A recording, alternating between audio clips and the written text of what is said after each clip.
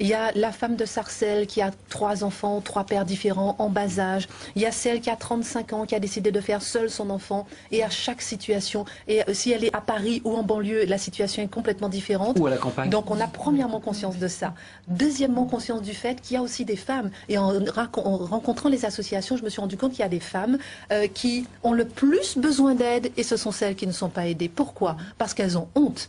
Elles se cachent. Elles font croire qu'elles sont en couple alors qu'elles ne le sont pas. Et on découvre par hasard qu'elles sont Il y a toujours une honte, un tabou, une gêne. Alors c'est pour ça que j'ai appelé le colloque demain famille monoparentale, parlons-en. Parce que pour moi la première étape, c'est qu'on puisse en parler, qu'on puisse reconnaître ces familles qui, depuis 1976, avec l'allocation parents isolés, on a commencé à les reconnaître. Il y a un problème de morale, non, il y a un problème, la société comme ça est morale, il faut un papa et une maman. Je pense peut-être. C'est même pire que ça. Non, vous qui vous défendez l'éthique, et non, il n'y a pas ce rapport-là, à la morale, là. Il faut un papa et une maman pour élever un enfant. Enfin, la société a encore ces travers-là, certes. Certes, il y a bon, je veux dire, une sorte de réminiscence, hein, mais ça évolue quand même. Mais là où c'est plus grave, je pense, et ce que vous dites c'est très vrai, c'est que c'est plus grave, c'est qu'il y a des familles qui, ou des foyers monoparentaux qui ont la crainte, mais vraiment la peur de l'État, qu'on leur enlève leur enfant. Parce qu'ils ne seraient pas des bons parents. Ils sont au niveau alors qu'ils élèvent, mais je veux dire, remarquablement bien leurs enfants, ils donnent l'amour, etc., mais ils ne peuvent pas assumer financièrement. Vous le retrouvez, ça, Marie-Thérèse de Tablier, Jean-Baptiste qui va intervenir, parce que on le retrouve parfois dans les enquêtes, quand on fait des enquêtes qualitatives vraiment auprès d'individus, comme vous l'avez fait tout à l'heure avec ces reportages, on trouve des cas de ce genre, effectivement, de personnes qui ne veulent pas dire simplement leur situation, par crainte de ne pas être conformes à ce que la société, ce qu'ils imaginent que la société attend d'eux, ou d'elle, plus exactement. Jean-Baptiste, ça fonctionne, je crois que ça fonctionne bien, on va pouvoir l'entendre. Dites-nous, Jean-Baptiste, parce que vous intervenez souvent dans nos débats sur des sujets politiques, là, on vous découvre un peu plus intimement, si je peux me permettre. Comment vous vivez cette question? Est-ce que vous êtes d'accord avec tout ce qui se dit sur le plateau? Est-ce que vous avez vous aussi des idées en tant que papa, en tant qu'acteur très concret de la monoparentalité? Vous dites, mais j'aurais vraiment besoin de ça? Oui, moi j'aurais besoin. Normalement, les parts fiscales devraient être individualisées au niveau des parents. Ça, c'est une réforme fiscale qu'il faut faire. Comme ça, on se sépare, on se remet, mais de toute façon, on garde toujours ces petites parts fiscales. Moi, il y a 10 ans, en fait, j'ai décidé de prendre mes enfants sur les impôts et de donner des allocations à ma femme, parce qu'à l'époque, on pouvait pas partager les allocations. J'ai fait un mauvais choix parce que ma carrière s'est arrêtée et j'ai pas eu de progression de salaire et donc je paye pas d'impôts, donc j'ai pas eu de bénéfice. Donc, mais je vis à 47 ans et je suis aidé par ma famille pour un certain nombre de choses, des enfants, des activités, des vacances, des choses comme ça. Je suis quand même assisté malgré un revenu important. Delphine Bateau vous écoute, Jean-Baptiste. Vous vouliez intervenir, Delphine Bateau? Oui, moi, ce qui me fait réagir, c'est à la fois le sujet de la réunion politique à laquelle vous ne pouviez pas aller, puisque vous venez de dire sur j'ai ma famille autour, etc. Je pense qu'il y a un vrai besoin pour les parents seuls qui n'ont pas autour d'eux une sorte de réseau social avec soit la grand-mère, soit la tante, soit des amis qui peuvent à un moment donné prendre le relais. Voilà. Et moi, une des propositions qui je pense intéressante à débattre, c'est de dire pourquoi est-ce qu'on ne créerait pas une sorte de système soit de parrainage, soit de tutorat senior, avec toute une série de retraités qu'on a aujourd'hui qui sont disponibles pour s'engager, même bénévolement, et qui pourraient être en appui, un relais. En aide, ouais. Voilà, et surtout, je pense en particulier quand les enfants sont ados, où c'est quand même pas simple quand on est tout seul, où c'est important d'avoir des tiers comme ça. Une proposition pour le colloque de demain. Ouais. Jean-Baptiste, je peux vous poser une question pas indiscrète, mais on l'a vu dans ce reportage, il y a à la fois la vie quotidienne très pratique, il faut faire la cuisine, il faut coucher les enfants, il faut qu'ils aient de bonnes notes à l'école, il faut que ce soit de bons élèves pour qu'on se sente de bons parents. Est-ce que vous avez des états d'âme, des moments d'angoisse, des moments de grand passage à vide, parce que vous vous dites que c'est quasiment impossible d'être un papa et une maman? Non, j'ai bon moral. Mais puisque vous me donnez la parole, et que Christine Bateau est là, est-ce qu'il ne pourrait pas y avoir, par exemple, au Parti Socialiste, des sections le samedi avec garderie? Comme ça, vous les verrez, ces mères, vous les verrez participer. C'est un militant, peut-être, qui vous parle. C'est très juste. En Poitou-Charentes, on mettait des crèches dans les meetings. Voilà. C'est vrai, en plus, c'est vrai. Mais Jean-Baptiste, vous le prenez sur le ton de la rigolade, j'entends, parce que c'est une question fondamentalement impudique, mais c'est pas difficile quand même de gérer au quotidien. Il y a l'éducation, il y a la réussite de vos enfants, il y a le fait qu'ils soient fiers de vous, enfin il y a plein de choses. Christine Kelly, vous réfléchissez à ma question, Jean-Baptiste, vous allez revenir. Non, j'allais dire que c'est pour ça que... Ce qui est difficile à gérer, c'est ce que je vous dis, c'est les horaires, c'est les réunions de parents d'élèves à 16h30, c'est les réunions d'activité à 19h, voilà ce qui est difficile à gérer. Bien sûr, c'est les enfants qui appellent entre deux clients pour demander effectivement un conseil sur la romantique.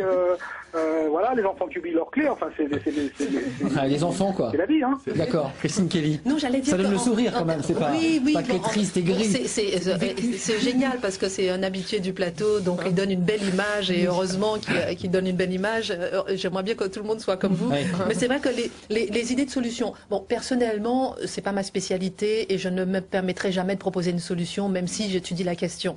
Par contre, je veux que ce colloque de demain puisse mettre la lumière sur les personnes qui travaillent sur le sujet, mettre la lumière sur les propositions et les solutions qui sont déjà en cours. Exemple, sur l'emploi, sur la garde d'enfants et sur... c'est là où il faut travailler. L'emploi, la garde d'enfants et le logement. Exemple, sur la garde d'enfants, pourquoi ne pas, par exemple, mettre un numéro vert, une agence nationale pour la garde d'enfants et dès qu'une femme peut faire garder son enfant, elle appelle ce numéro vert. Pourquoi ne pas... service public, si je vous entends bien. Par exemple, pourquoi ne pas faire ça? C'est un vrai problème, la garde d'enfants, pour les femmes. Et pour les hommes. Et pour les hommes. Moi, j'ai rencontré dans une association que j'ai aidée, une petite fille de 7 ans. Sa mère a enfin trouvé un emploi, femme de ménage. Elle termine à 21h30. Et sa mère lui dit, écoute, quand tu as fini, parce qu'elle n'a pas justement la chance d'avoir tonton tata à côté, tu vois la cabine téléphonique qui est là? Tu t'installes, tu t'enfermes, tu fais tes devoirs et maman arrive à 21h30. Voilà la réalité du quotidien de beaucoup de femmes qui n'osent même pas dire ce qu'elles vivent au quotidien. Ouais, c'est les situations, vous les avez dans les statistiques, vous les familles que vous rencontrez, elles vous racontent ces choses-là, c'est-à-dire il n'y a pas de sas de sécurité pour récupérer un enfant après l'école, après le périscolaire, parce qu'il y a le périscolaire. Là aussi, il y a une inégalité flagrante. Je veux dire, quand il y a la famille derrière, quand il y a les parents encore, quand il y a des amis, quand il y a ceci, ça va. La grande famille africaine dont parlait Jean-Pierre, par exemple. Quand on est isolé complètement, c'est là que véritablement on est dans les cas extrêmement délicats et difficiles. Et c'est pour ça que ce que vous proposiez, ce que vous évoquiez est très important. On le fait un petit peu dans le cadre de Famille de France, déjà dans les associations. Donc l'associatif peut aussi se mobiliser et être non pas remplacer, mais se substituer un petit peu au manque des familiales, et puis au manque quand il n'y a pas la possibilité de garder à la maison, d'avoir ce genre. Alors juste un tout petit mot, je dirais par rapport. Je dirais que par rapport à la réforme de la fiscalité, moi je pense aussi que il faut vraiment axer sur les familles monoparentales. Mais il faut axer aussi sur l'ensemble des familles. 2 tiers des familles sont aujourd'hui dans un état de limite précarité. C'est-à-dire qu'il est important, à mon sens aussi... Donc ce qui aggrave le sort des familles monoparentales. Non pas de rentrer dans une dynamique d'assistanat et d'être dans le social, mais être vraiment dans le familial et de remonter au juste niveau les allocations familiales. Christine Bateau, juste pour pas faire de la politique, mais on entend quand même service public, on entend soutien aux familles, donc c'est quand même un service public qu'il faut mettre en place pour ces familles. Sur ce point-là, je pense que ce qui est important, c'est que qu'en fait, quand on regarde ce qu'il faudrait faire, ça bénéficierait à toutes les familles et à toutes les sortes de familles. L'exemple du crédit d'impôt que j'ai pris, ce serait valable pour toutes les familles. La question d'une sorte de système de parrainage ou de tutorat, c'est valable pour toutes les familles qui en ont besoin. Et il y a effectivement ce problème crucial d'après l'école.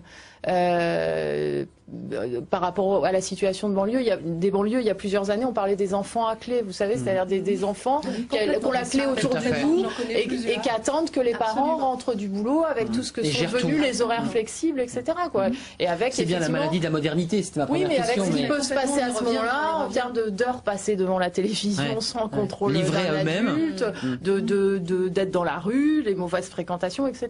Donc, je me tourne à la sociologue. Vous avez, excusez-moi parce que j'ai lu des études un peu contradictoires sur le ressenti des enfants et notamment des adolescents. Alors il y a une étude qui vient de Louvain, d'un institut catholique à Louvain, qui dit qu'effectivement les enfants sont perturbés lorsqu'ils vivent dans des familles monoparentales. Qu'est-ce que dit la sociologue? Est-ce que ça pose des difficultés pour un enfant au bas âge, pour un adolescent, d'être élevé que par son papa ou par sa maman? Ça, il faudrait mieux demander au psychologue. Non, mais le sociologue ne peut pas tellement répondre à cette question.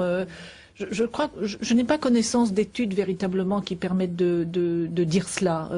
Et je crois qu'il faut faire attention aussi avec ce genre de propos, encore une fois, de ne pas stigmatiser ce type de famille. Parce qui que alourdirait quand encore même, beaucoup de familles monoparentales s'en sortent avec des difficultés de gestion du quotidien, avec des difficultés de gestion des temps, avec des difficultés financières aussi, mais beaucoup d'entre elles, malgré tout, émergent. Les enfants grandissent et ils grandissent, ma foi, plutôt bien. Et puis, ces situations de monoparentalité, on l'a dit tout à l'heure, eh bien, elles ne sont pas non plus complètement. Elles peuvent les familles peuvent se recomposer. Elles ne sont pas transitoires. Mais il y a petit Tao quand même. Il a 4 ans.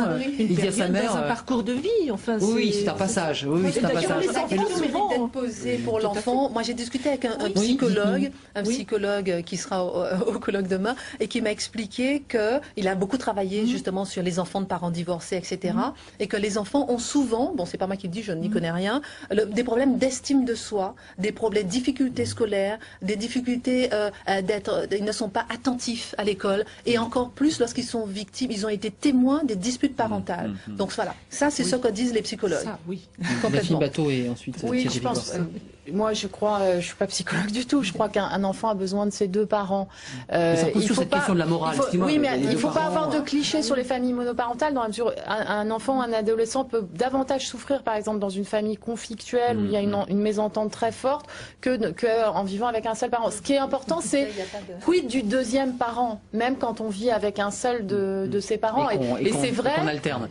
Voilà. Et c'est vrai qu'une situation qui est préoccupante, ce sont les enfants qui ne voient jamais ou qui ne voient plus leur deuxième parent. Et parfois des mères qui excluent le père. Parfois aussi. Voilà. Et on a quand même ça. Par contre, je pense que ça pose des difficultés. Oui, puis ça renvoie forcément pour l'enfant à une souffrance d'être privé d'un de ses parents, quoi. Et un enfant a besoin d'amour avant tout et de l'amour de ses parents. Vous dites quoi côté association familiale? Tout à fait d'accord avec Delphine Bateau. Je veux dire, c'est évident. Vous allez voir. Je dirais simplement qu'il y a deux choses que je voulais dire. C'est le parent seul compense. Et pour lui, c'est une galère. Il compense complètement. Il faut pas du tout, il faut pas stigmatiser parce on a des réussites exceptionnelles dans des familles monoparentales, etc. Mais que le mieux, quand même, pour une famille, c'est quand même d'avoir un référent paternel et un référent maternel, et que de toute manière, comme dit notre vice-président de Famille de France, M. Faure, on ne divorce pas de ses parents. Les parents divorcent, c'est-à-dire que la conjugalité se coupe, mais le lien vertical n'est jamais coupé avec les parents. Et ça, c'est important. Plusieurs spécialistes disent toujours dans les pays nordiques, par exemple, où ces taux de divorce sont beaucoup plus élevés même que chez nous.